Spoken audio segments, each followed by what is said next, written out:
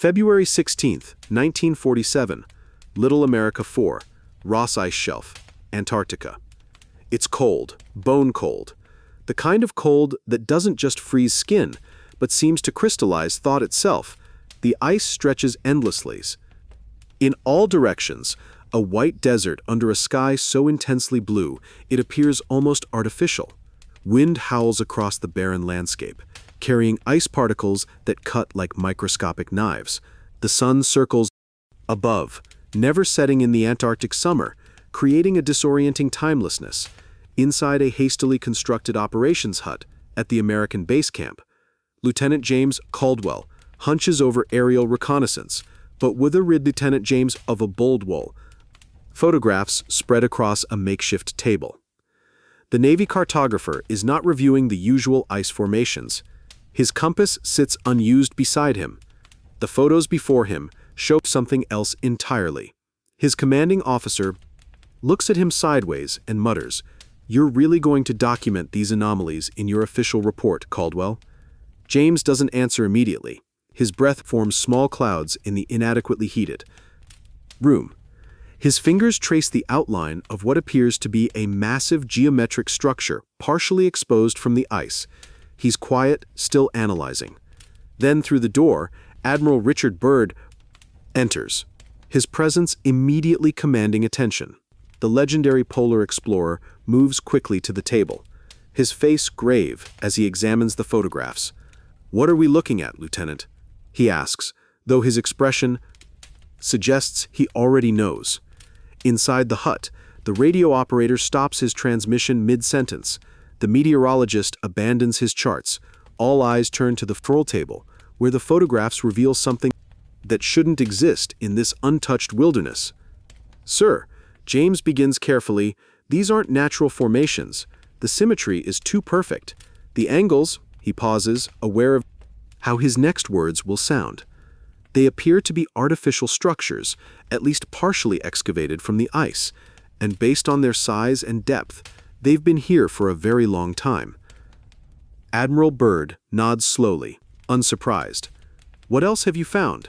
James hesitates, then reaches for another set of photographs. "There's something else, sir, something we can't explain." He lays out images showing what appears to be an enormous circular opening in the ice shelf, perfectly rounded as if carved with precision tools. "This isn't a natural formation either, and it's recent. Wasn't there in our flyovers last week?" Byrd studies the images without speaking. Finally, he straightens and addresses the room. "Gentlemen, what we've discovered here goes beyond our mission parameters. Effective immediately. All findings are classified. No communications about these discoveries leave Antarctica without my personal approval." But James Caldwell doesn't shift his attention from the photographs. He's already calculated scale, measuring proportions, trying to make sense of something that defies conventional understanding. Because this isn't just a discovery, this is a revelation. This is what happens when a Yale-educated cartographer with a background in archaeology joins a massive naval expedition to Antarctica and finds evidence of something that rewrites history. They questioned his observations. They said it must be tricks of light and shadow until the evidence became undeniable. And when the mission was suddenly terminated, the public wasn't the only ones left in the dark. The mapmaker no one expected. Before he became the man who documented inexplicable structures beneath the Antarctic ice, James Caldwell was just another academic reluctantly wearing a uniform. He wasn't imposing. He wasn't a career military officer. He didn't grow up around ships or polar expeditions. He grew up studying ancient civilizations. His father was a historian at Columbia. His mother cataloged Native American artifacts at the American Museum of Natural History, and like so many specialists after World War II, James was recruited into the United States Navy because his particular skills were needed for an unprecedented mission. He never imagined he would end up on the largest Antarctic expedition in history, let alone making discoveries that would be buried in classified archives for decades. James trained at the Naval Hydrographic Office in Washington, D.C., where he was assigned to the Cartography Division, preparing for Operation Highjump. His superiors noted he had exceptional spatial visualization skills, a meticulous eye for detail, and a unique ability to identify patterns and anomalies that most observers missed. While others saw just ice and rock, James recognized formations. He identified inconsistencies. He questioned assumptions. Still, no one particularly valued his broader archaeological knowledge. He wasn't practical enough, he wasn't focused enough, and in a mission where mapping efficiency was prioritized over thorough analysis, James stayed in the shadows until the photographs started coming in. By the time the expedition reached Antarctica in January 1947, the Cold War was beginning to intensify. The Americans were mounting the largest Antarctic expedition ever organized: 13 ships, 23 aircraft, and over 4,700 men officially to test equipment in polar conditions and establish sovereignty. But whispers suggested more complex motives: the sovereignty of bodily prisoners, med-complex bombing, involving Soviet activity and resources hidden beneath the ice. But now came the hard part. Operating in the most hostile environment on Earth, with limited understanding of what might exist in this largely unexplored continent. That's where James's unique perspective came in. The expedition represented America's determination to dominate polar research and potential resource development in the post-war era. The massive deployment included aircraft carriers, submarines, helicopters, and specialized exploration vehicles designed to map vast areas quickly and efficiently. But the expedition had problems, serious ones. The extreme conditions wreaked havoc on equipment. Communication was unreliable, and as aircraft began mapping regions never before seen by human eyes, they returned with photographs that contained anomalies no one had anticipated. Still, the expedition had advantages. Its scale allowed for unprecedented coverage of the mysterious continent. Its technological capabilities were far beyond any previous polar mission, but it required experts who could accurately interpret what they were seeing, and it required open minds willing to consider explanations beyond conventional understanding. That's where James Caldwell came in. After spending the first weeks establishing base camps and organizing mapping operations, he found himself increasingly assigned to analyze aerial reconnaissance photographs from the interior regions. His direct superior was Commander Robert Harrison, a no-nonsense Navy veteran who didn't much care for theoretical interpretations. "Keep it straightforward," Harrison would say. "Map what you see, not what you think you see." But James was starting to think success wasn't going to come from standard cartographic procedures. It was going to come from understanding, from seeing what no one else was seeing, from questioning assumptions about what could exist in Earth's most isolated region. So one night while analyzing photographs after a long day's cataloging, James brought it up. "What if," he asked, "we're mapping more than just natural features?" The photo analysis officer, Lieutenant William Parker, frowned. "You mean like Soviet installations?" "No," James said. "I mean, what if some of these formations we're documenting aren't natural or modern at all? Some of these structures show geometric precision that doesn't occur naturally, and they're too massive to have been created recently. Look at these angles, these alignments. They resemble ancient construction techniques I studied at Yale." Commander Harrison stared at him for a long moment, then shook his head. "That's the most ridiculous thing I've heard since we landed," he said. But James wasn't theorizing wildly. He was already documenting patterns too regular to dismiss: rejection, isolation, and a discovery beneath the ice. At first, no one took James seriously. The idea of artificial structures in Antarctica, of evidence suggesting ancient human activity on a continent believed to have been covered in ice for millions of years, seemed absurd to most of the expedition's officers. They called it academic overreach. They said he was seeing ancient ruins in natural ice formations, projecting his archaeological variation bituzape. For men who have powerful tourist formations of Doer, Valagsho, Bikeo. Background onto random patterns of shadow, Pathout Trauend, Valagsho, Bikeo. And light. Commander Harrison, the mapping operation coordinator, made it clear. This isn't the kind of mission where you get to speculate about lost civilizations, Lieutenant. You identify geographical features, you document ice conditions, or you get reassigned to supply inventory. But James didn't back down. He kept analyzing, kept documenting anomalies, kept compiling evidence in his personal notebook, geometric patterns, artificial-looking right angles, circular depressions too perfect to be natural, alignments that corresponded with cardinal directions. He studied the aerial photographs with the methodical precision he'd learned in archaeological surveys, especially looking for features that became visible only under certain light conditions or from specific angles. These photographs revealed formations that resembled the ruins of massive structures, partially buried by ice but with distinct architectural characteristics, straight lines, where nature created curves, perfect circles where randomness should prevail, alignments that suggested purpose rather than chance. If he was going to make sense of what they were finding, he had to apply both his cartographic training and his archaeological background, creating a new framework for interpreting these anomalous features. So he developed a classification system, cataloged recurring patterns, analyzed relative positions and orientations of the unusual formations. He looked for relationships between the anomalies, for patterns that might suggest deliberate positioning or functional purpose. Still, no one supported his interpretations until one afternoon in early February. The weather had been relatively clear for days, allowing for extensive aerial reconnaissance. Aircraft returned with thousands of photographs from previously unmapped regions deep in the Antarctic interior. The mapping team had been working continuously to process this influx of data. The men were exhausted, cold, despite the heaters in the analysis hut, increasingly irritable from the strain of their isolated posting.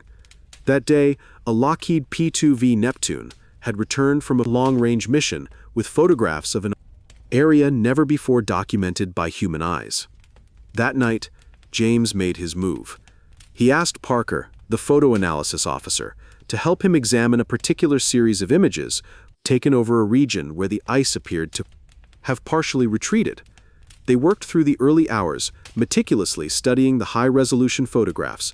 James pointed out elements that couldn't be explained as natural formations, a series of massive blocks arranged in a distinct pattern, a circular area that appeared to have been deliberately excavated, what looked like entranceways leading beneath the ice. "Look at the precision," he explained, using a magnifying glass to show details invisible to casual observation. "These edges are perfectly straight. These angles are exactly 90 degrees. This circular formation has a radius that never varies by more than a few meters across, a span of over half a kilometer. Nature doesn't work like this." Parker studied the evidence, his skepticism gradually giving way to uncomfortable realization. "But if these are artificial," he began. "Then, someone built them," James completed his thought, "and given the ice coverage and position, they did so thousands of years ago, before Antarctica was as we know it today. They brought their findings to Commander Harrison the next morning. He was dismissive at first, but as James methodically presented image after image, measurement after measurement, his expression slowly changed, from skepticism to concern. "I need to take this to the Admiral," he said finally, gathering the photographs. "This stays between us for now." The next day, James was summoned to a meeting with Admiral Richard Byrd himself, the legendary polar explorer who commanded the entire Operation Highjump. Byrd had spent decades exploring the Arctic and Antarctic regions, establishing himself as the world's foremost authority on polar expeditions. His opinion carried unquestioned weight. The Admiral studied the photographs in silence for nearly 30 minutes, occasionally asking pointed questions about specific features or measurements. Finally, he looked up at James with an expression that combined scientific curiosity with military caution. "Lieutenant Caldwell," he said, "I've seen things in my polar explorations that few would believe. I'm not dismissing your analysis out of hand. But before we proceed, I need to know that you understand the implications of what you're suggesting." James nodded. "I understand, sir.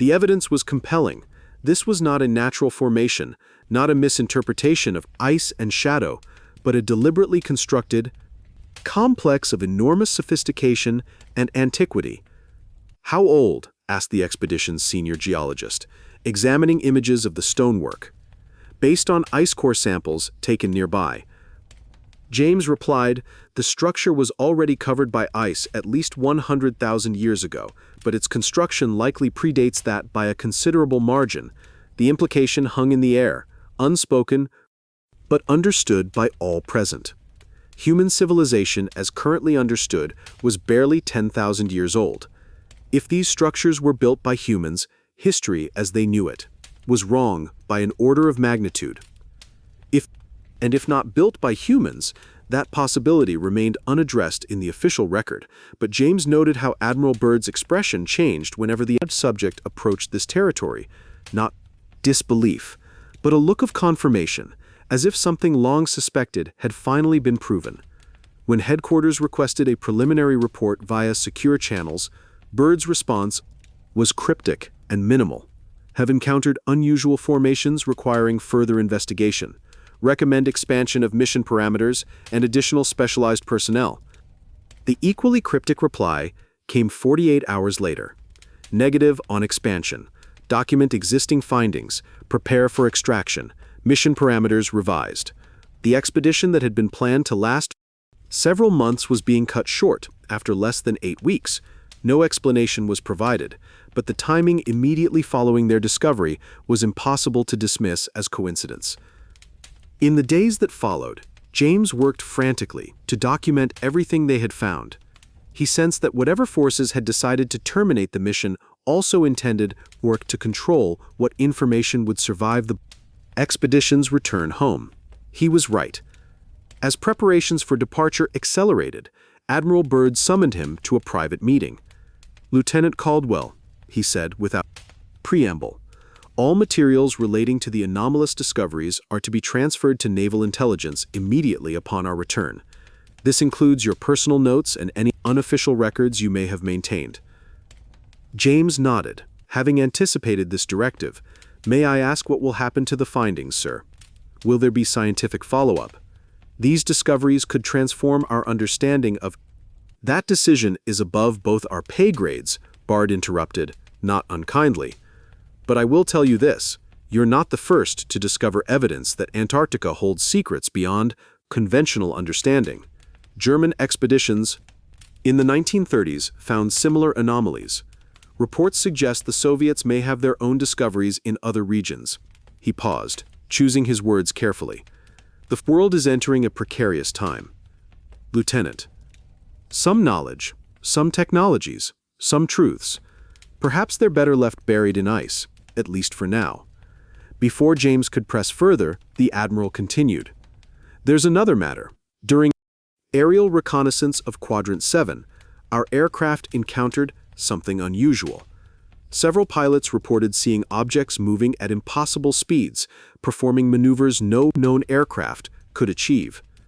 James felt a chill that had nothing to do with the Antarctic temperature.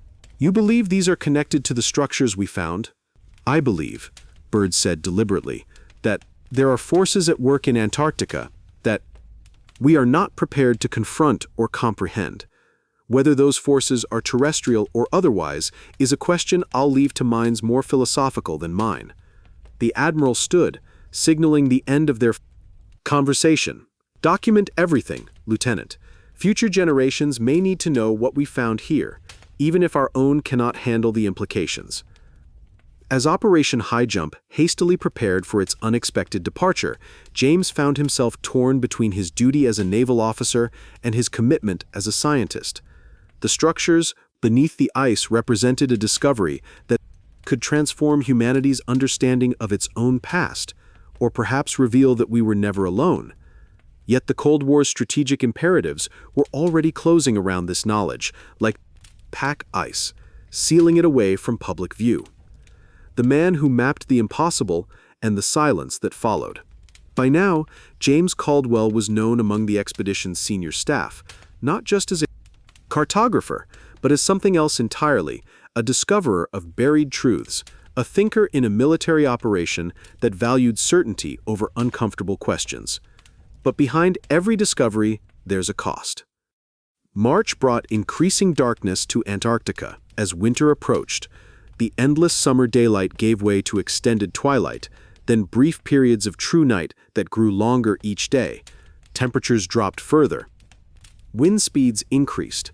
The environment, always hostile, became actively dangerous as the expedition hurried to depart before being trapped for the winter. The American base camps were being systematically dismantled, equipment packed, research samples carefully preserved for the journey north. The massive naval fleet that had brought them to Antarctica repositioned for extraction operations, their hulls already collecting sea ice that would only thicken with each passing day. James changed too.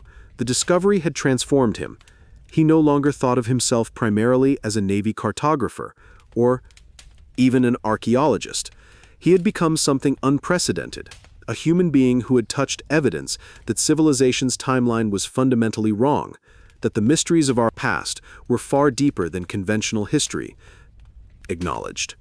The weight of that knowledge altered him.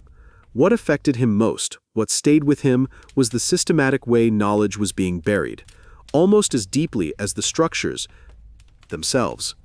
The knowing, the moment between discovery and suppression, when he'd realized that the truth might remain hidden for generations despite the physical evidence they had documented. He wrote in a personal journal, later confiscated upon their return, "I don't know how to reconcile what we found with what the world believes. Every scientific instinct tells me this discovery should be openly investigated, subjected to rigorous study by experts from various disciplines. But every day, I watch as photographs disappear into secure containers, samples are cataloged under vague descriptions, and linguistic experts are denied access to the symbol documentation. We aren't just leaving Antarctica, we're burying the truth all over again." Admiral Byrd, while maintaining official detachment, had begun treating James with a curious mix of respect and caution. Senior officers, once dismissive of his theories, now avoided discussing the discoveries entirely, and James began carrying with him a small fragment of carved stone. He had secretly kept from one of the chambers a piece with intricate symbols that resembled astronomical notations. He kept it wrapped in Arctic-grade fabric, always in his pocket. "Something to remind me that truth exists independent of whether we acknowledge it," he said to himself. But even with the emotional and intellectual burden, he never stopped analyzing what they had found. During the chaotic final days at base camp, he continued comparing the symbols they had discovered with known ancient writing systems, looking for patterns or connections that might provide context for who had created these structures and when. His preliminary analysis found tantalizing parallels with certain Proto-Sumerian glyphs and symbols found on artifacts from the oldest known human civilizations, suggesting possible cultural connections across vast distances. But the similarities were superficial. The Antarctic symbology was far more complex, incorporating what appeared to be mathematical concepts beyond ancient human understanding. By now, the highest levels of naval command had been briefed on the discoveries. The competing imperatives were clear: scientific investigation versus national security, knowledge versus strategic advantage in a rapidly developing Cold War, where any technological edge could prove decisive. When the last transport aircraft prepared to leave the temporary airfield, James expected to find himself and his research materials on the manifest. Instead, he was informed that he would be departing on Admiral Byrd's personal aircraft, along with the most sensitive findings from the expedition. The flight back to New Zealand was conducted in near silence. James sat surrounded by sealed containers holding photographs, samples, and his own detailed notes. Admiral Byrd spent most of the journey writing in a personal journal, occasionally studying maps of the Antarctic regions they had explored. Only once during the flight did the Admiral speak directly about what they had discovered. As they crossed the Antarctic Circle, leaving the frozen continent behind, he closed his journal and turned to James. "I've seen things on both poles that few men would believe, Lieutenant," he said quietly. "Things that challenge not just what we know, but what we are as a species. The structures you documented, the symbols you cataloged, they are fragments of a larger truth that the world may not be ready to confront. James considered his words carefully before what's Coca-Cola backthobun hunger. Responding. With respect, Admiral, who makes that determination? Who decides what humanity is ready to know about its own history? Bird smiled faintly. In a better world, it would be men of science and philosophy. In the better world, it's world we live in. It's men who control armies and economies. The same knowledge that could elevate humanity could also be weaponized. The same truth that might unite us could instead trigger conflict for control of whatever technologies might be derived from what lies beneath the ice. So it all goes into storage, James said, unable to fully hide his disappointment. Filed away in some government warehouse, like in that moving picture, Citizen Kane. For now, Bird acknowledged, but not forever. I've ensured that the most important findings will be preserved, properly documented and protected until circumstances change. Your work, Lieutenant Caldwell, will not be erased, merely delayed in reaching its full audience. Those words provided little comfort as the expedition returned to the United States in March 1947, months ahead of schedule. The official explanations cited mechanical issues with vessels and aircraft, weather concerns, and having achieved primary objectives earlier than anticipated. The public received a carefully sanitized version of Operation Highjump's achievements, impressive mapping of previously uncharted Antarctic regions, valuable cold weather testing of military equipment, scientific samples that would advance understanding of the continent's geological history. What remained unmentioned were the structures beneath the ice, the symbols that defied linguistic analysis, the aerial phenomena reported by multiple pilots, and the fundamental questions these raised about Earth's history and humanity's place within it. As predicted, James was immediately assigned to a classified debriefing process that lasted weeks.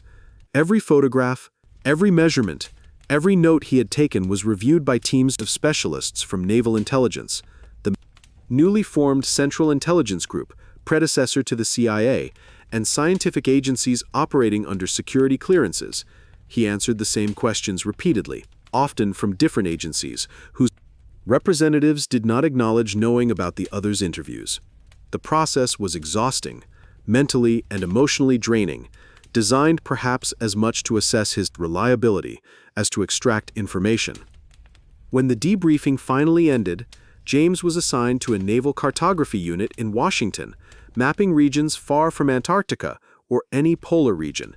His expertise was being utilized, but his experience was being buried. A way to keep him within the system, while ensuring he had no opportunity to pursue what he had discovered. One evening, after reviewing coastal charts of the Philippines, James was surprised by a visit from a civilian he had never met, an elderly man with academic bearing, who introduced himself simply as Professor Hamilton. "I've reviewed your Antarctic work, Lieutenant Caldwell," Hamilton said, without preamble, when they were alone. "The symbols you documented are quite extraordinary, unlike anything in our archaeological record, yet carrying unmistakable linguistic and mathematical properties." James tensed, immediately suspicious. "That work is classified, Professor. I'm curious how you gained access to it." Hamilton smiled slightly. "There are circles within circles, young man. Official secrecy. Ding Siegs, official secrecy. Jammerbru Siegs, o Wanolo Ammerbrode. And unofficial knowledge often coexist. I represent a group of individuals who have been studying anomalous archaeological discoveries for several decades, findings that challenge conventional historical narratives." "And what does this group want with me?" James asked cautiously. "To offer perspective," Hamilton replied. "You are not the first to discover evidence of advanced civilization predating our historical. It's this one frub, with is the Jamie Tivoyo edition, Tofford Fried record, nor are the Antarctic structures the only such evidence we've catalogued. Similar discoveries have been made on every continent, often followed by the same pattern of official suppression." He handed James a thin file folder. These are copies of symbols documented at sites in South America, Egypt, and Cambodia, all officially explained as known ancient scripts, but all containing elements that match exactly what you found beneath the Antarctic ice. James opened the folder, his trained eye immediately recognizing the connections Hamilton referenced. The similarities were unmistakable. The same geometric precision, similar astronomical notations, recurring mathematical patterns. Who built these? He asked, the question that had haunted him since first seeing the Antarctic structures. Hamilton's expression grew grave. That, Lieutenant, is the question that truly frightens those who order such discoveries classified. Was it an advanced human civilization that predates our historical frightens? Those who order such discoveries classified. Was it an advanced human record by tens of thousands of years? Or was it something else entirely, something not human, yet capable of constructing monumental architecture and developing complex mathematics and language? The implications hung in the air between them. Either possibility would fundamentally reshape humanity's understanding of its place in history and potentially the universe. There are those of us, Hamilton continued, who believe humanity deserves to know its true history, whatever that may be. We work to preserve evidence, connect researchers who have made similar discoveries, and prepare for a time when the full picture can emerge. He stood to leave. You'll be watched, of course.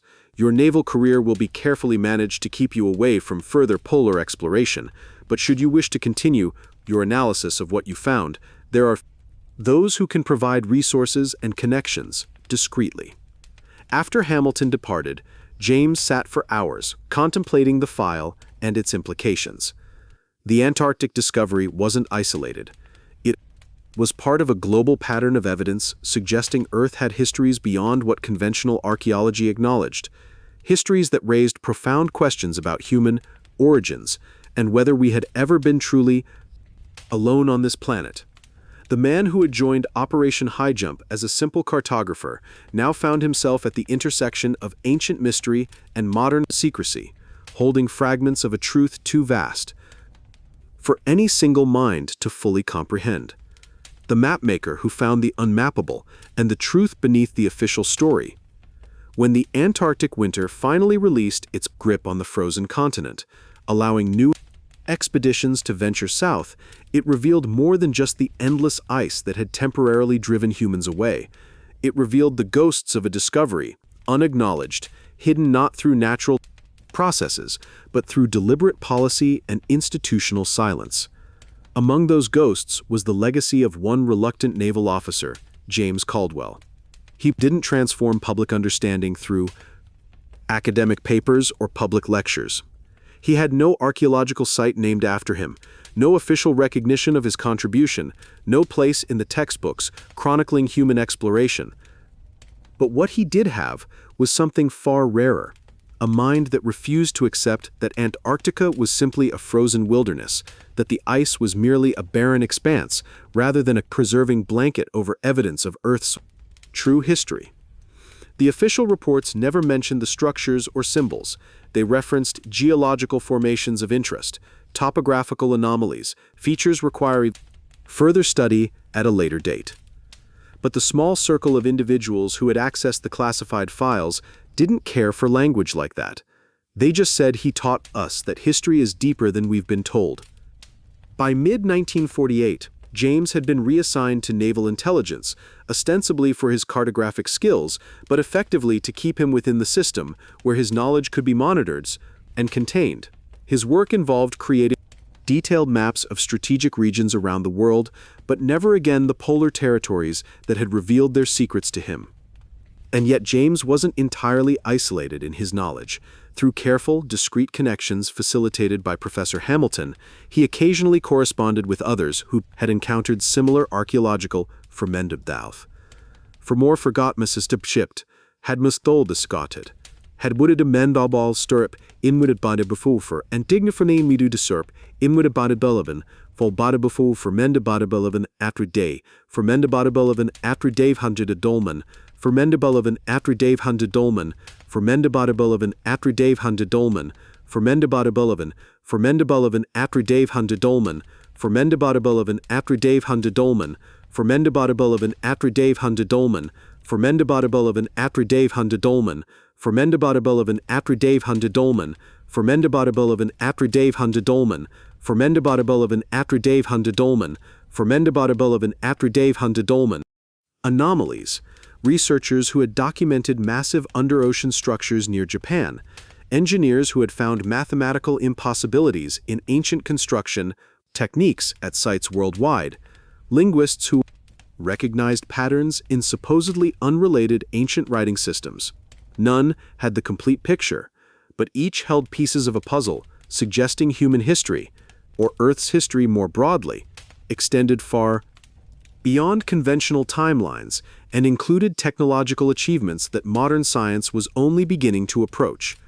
During one classified briefing about Soviet activities in Mongolia, a senior intelligence officer made a passing reference to anomalous structures discovered by a Russian archaeological expedition, structures with features remarkably similar to what James had documented in Antarctica. "They're finding them too," the officer noted quietly after the formal briefing ended. "The Soviets, the Chinese, everyone who looks deep enough is finding evidence that something existed before us, something advanced, something global." James carefully maintained his professional demeanor while absorbing this confirmation that the Cold War powers were engaged in a silent, parallel competition, not just for military and economic dominance, but for control of archaeological evidence that might lead to technological breakthroughs or strategic advantage. By the early 1950s, James had been promoted to lieutenant commander and transferred to a specialized division within naval intelligence that officially focused on oceanographic mapping, but secretly monitored reports of unusual underwater structures or anomaly. But the officially boan with the bedbiel the pall of Kola, but the officially boan oceanographic mapping, but secretly monitored reports of Kola worldwide. When he arrived at the nondescript office building in Maryland, no one saluted, no one stood on ceremony. A civilian analyst simply handed him a file containing sonar, images of geometric structures on the ocean floor near the Azores. Another offered him coffee, and that, James always said, was how real research happened, quietly, without fanfare, in offices few knew existed. He never built a public career from his Antarctic discoveries, never wrote academic papers about the structures beneath the ice, never gave lectures about symbols that predated known civilization. But if you visited his home office in Virginia in the 1970s, you might have noticed a strange artifact on his desk, a small piece of dark stone with intricate carvings protected under glass. And if you'd asked about it, he'd smile and say, "That's how I learned that history is a greater mystery than we're permitted to acknowledge." It's easy in hindsight to quantify Operations Highjump through statistics, ships deployed, square miles mapped, photographs taken, but stories like James Caldwell's remind us that some expeditions uncover more than their official records acknowledge. They're not about numbers, they're about perspective. Paradigm shifts, quiet, calculated observations made by individuals no one remembers until it's too late to ignore their findings. James didn't win through technology or military might. He won through a refusal to accept the obvious. He asked questions that nobody else had the background or courage to ask. What if the ice hides more than barren rock? What if human history extends far beyond our textbooks? What's what the ice hides more than barren rock? What if human history extends far beyond our textbooks? What's what the ice hides more than barren rock? What if human history extends far beyond our textbooks? What's what the ice hides more than barren rock? What to do with the barren rock by o'er? What to do with the barren rock? What's what the ice hides more than barren rock? What to do with the barren rock? What to do with the barren rock? What to do with the barren rock? What to do with the barren rock? What to do with the barren rock? What to do with the barren rock? What to do with the barren rock? What to do with the barren rock? What to do with if Antarctica preserved evidence of truths that would fundamentally change our understanding of ourselves? And in those questions lived the seed of everything that followed. Perspectives challenged, research quietly conducted, and a new way of thinking born not from mainstream academia, but from the insight of a cartographer who saw patterns where others saw only ice and stone. Maybe that's the real legacy of people like him. Not the public acknowledgement of discoveries, but the quiet preservation of truths too profound for their time. Because one man decided to look at the Antarctic ice and see beyond its surface to what lay beneath. But there was one incident that truly cemented James Caldwell's place in the classified history of Antarctic exploration, an event that never appeared in newspapers or history books, yet fundamentally altered how a select group of intelligence agencies viewed Earth's southernmost continent. It occurred in August 1956, when analysis of new reconnaissance photographs revealed that the massive circular opening the Highjump expedition had documented had changed. The feature, approximately 1 kilometer in diameter and previously dismissed in official reports as an unusual but natural ice formation, had apparently moved nearly 3 kilometers from its original position. James, by then serving as a senior analyst with access to the most sensitive Antarctic intelligence, was immediately recalled from leave to examine the new evidence. The photographs, taken by high-altitude reconnaissance aircraft during a rare clear weather window in the Antarctic winter, showed unmistakably that what they had previously discovered was neither a static feature nor a natural formation. "It's not just an opening," he reported to the small committee assembled to assess the new findings. "It appears to be an entrance, one that can be repositioned. The geometric precision remains perfect despite the relocation. No natural process could account for this." The implications were staggering.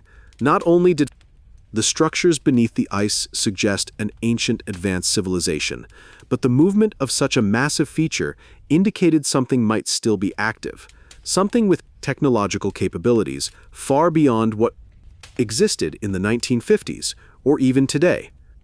More concerning were the readings from specialized sensors installed on the reconnaissance aircraft. These instruments, designed to detect radiation and electromagnetic anomalies, had registered energy signatures unlike anything in the American or Soviet scientific record, patterns that suggested power generation of extraordinary efficiency operating beneath the Antarctic ice. A classified operation, codenamed Southern Guardian, was hastily organized to investigate further. Though James was considered too valuable as an analyst to participate directly, full mission, he was integral to its planning and would coordinate analysis of its findings. The operation centered around a modified B-29 aircraft equipped with advanced sensing equipment and a small team of specialists who would attempt to document the anomalous feature from a safe distance. The mission was presented to the flight crew as a routine cold weather equipment test with some specialized atmospheric research components. What the aircraft encountered over the target area defied conventional explanation. As it approached the coordinates of the circular opening, all electronic equipment experienced simultaneous failure. Communications, navigation systems, even the mechanically controlled cameras stopped functioning. More alarmingly, the aircraft's engines began to lose power despite showing normal operating parameters. The pilot, a veteran of over 100 Antarctic flights, reported a strange visual distortion in the air above the target area, what he described as a shimmering like heat waves, but organized in a geometric pattern. As they entered this distortion, crew members experienced extreme disorientation, with several reporting temporary loss of consciousness. What happened next remains one of the most highly classified incidents in Antarctic exploration. According to the surviving records that James was permitted to review, the aircraft emerged from the distortion field approximately 380 miles from its last confirmed position, with onboard chronometers showing a discrepancy of nearly 18 minutes time that none of the crew could account for. When the flight finally returned to base, the debriefing process was conducted under extraordinary security measures. Each crew member was interviewed separately, their accounts compared for consistency, their physical and psychological condition carefully monitored. The photographic equipment, though it had failed during the critical period, contained partial images of what appeared to be a massive technological structure extending from the ice into the atmosphere, a structure that matched no known human design. It For James, analyzing these materials from his secure office in Maryland, the conclusion was inescapable. Antarctica contained not just evidence of ancient advanced civilization, but potentially active technology of non-human origin, technology that could manipulate space, time, and energy in ways that 1950s science could barely comprehend. The authorities responded with what had become their standard approach to such extraordinary discoveries: immediate classification at the highest level, compartmentalization of information, and restrictions on further exploration of the area. Operation Southern Guardian was officially recorded as an equipment testing mission with inconclusive results. But within the most restricted circles of military and intelligence leadership, the implications were clear. Antarctica was not just a frozen continent of scientific interest or strategic value. It was potentially home to technologies of such significance that their control could alter the balance of global power. In the decades that followed, as Cold War tensions fluctuated and technological capabilities advanced, carefully limited expeditions continued to monitor the Antarctic anomalies. Satellite surveillance, eventually supplemented by specialized systems designed specifically to penetrate the ice and detect artificial structures, maintained constant watch over the regions first identified during Operation Highjump. James Caldwell's role evolved from direct analysis to mentoring successive generations of specialists who continued the work he had begun. His intimate knowledge of the original discoveries made him an irreplaceable resource. Even as official policies changed and new theories developed about the nature and origin of what lay beneath the ice. By the time the Antarctic Treaty was signed in 1959, establishing the continent as a scientific preserve and banning military activity there, a parallel system of classified research and monitoring was already well established. A shadow scientific community focused on the anomalies that official exploration carefully avoided. As environmental concerns about Antarctica grew in the public consciousness during the 1970s and 1980s, people occasionally wondered why certain regions remained off-limits to research, despite the treaty's commitment to scientific freedom. Few citizens realized that beneath the environmental protections and international cooperation lay a deeper purpose, keeping humans away from technologies, and evidence that might fundamentally alter civilization's understanding of its place in Earth's history.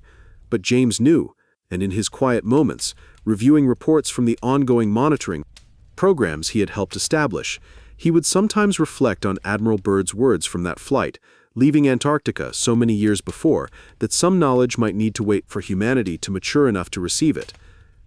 We've always imagined that ancient advanced civilizations would leave their marks on mountaintops or desert plains, he once told a newly cleared analyst joining his team. But the most profound evidence was preserved where we least expected it, beneath the ice of Earth's most isolated continent. That understanding that humanity's true history might be far more complex, far more advanced, to potentially far less human-centered than conventional archaeology acknowledged, had profound implications for those granted access to the knowledge. It formed a more humble view of our place in Earth's timeline, a perspective shared among the small community of individuals, aware of what lay beneath Antarctic ice. The cartographer who discovered structures that shouldn't exist wasn't just a naval officer with archaeological training. He was a crucial link in humanity's gradual awakening to its true history, an awakening still incomplete, still carefully managed by institutions wary of its implications. When James Caldwell died in 1997, his obituary in professional journals mentioned his contributions to naval cartography, his innovations in topographical analysis techniques, his later work advising aerospace mapping systems. Only a small paragraph noted his participation in Operation Highjump 50 years earlier. But at his funeral, among the mourners were several distinguished individuals who stood with quiet dignity despite their advanced age or high positions. They placed beside his casket a simple black stone cube, polished to a perfect finish, with a single symbol etched into its surface, identical to one found beneath the Antarctic ice half a century before. Those familiar with its significance understood it represented both discovery and patience, the uncovering of truth and the wisdom to preserve it until the world was ready. In the classified archives of Antarctic exploration, in the ongoing monitoring systems that continue to watch the structures beneath the ice, in the carefully maintained records of anomalous discoveries that challenge conventional history, James Caldwell's influence remains, credited as a foundational figure in understanding that Earth's history extends far beyond what mainstream science acknowledges. But perhaps his greatest legacy lives in what might yet come, the gradual, carefully managed integration of these discoveries into humanity's understanding of itself. For nearly a century, now, small pieces of the evidence have been released incrementally. Ancient sites dated thousands of years earlier than previously thought. Sophisticated technologies discovered in increasingly older archaeological contexts. Gradual revisions to the timeline of human civilization. In the special archives where the most sensitive Antarctic discoveries remain secured, a simple quote attributed to James Caldwell appears on the classification cover sheet. The truth beneath the ice wasn't placed there to remain hidden forever, but to be revealed when we are ready to understand its implications. These words, measured, patient, revealing, wisdom rather than academic ambition, are the intellectual fingerprints of a man who saw what others had dismissed as impossible, who transformed a military mapping expedition into a discovery that challenged the foundations of human history. They are the quiet testament of James Caldwell, the cartographer who found more than ice beneath Antarctica and helped ensure its secrets would be preserved until humanity was ready to confront them. In recent years, as climate change has begun affecting Antarctic ice coverage and new technologies have enhanced our ability to penetrate the frozen surface without physical drilling, periodic reports have emerged of anomalous formations discovered beneath the ice, geometric structures that appear artificial yet exist at depths and positions that conventional history cannot explain. These reports, carefully managed through scientific channels and presented as geological curiosities or natural formations created through uncommon processes, represent the gradual, controlled introduction of truths. First documented during Operation Highjump. For those few individuals with access to both the original classified records and current research, the pattern is clear. Humanity is being slowly prepared for revelations that will ultimately transform our understanding of Earth's history and perhaps our place within a larger cosmic context. The process James Caldwell helped initiate continues, moving at a pace determined not by scientific discovery alone, but by humanity's readiness to integrate these truths without disruption to civilization's stable functioning. And somewhere beneath the Antarctic ice, the structures he first documented remain patient, preserved, powerful, waiting for the day when they will be fully revealed and humanity will finally confront the evidence of who or what preceded us on this ancient planet.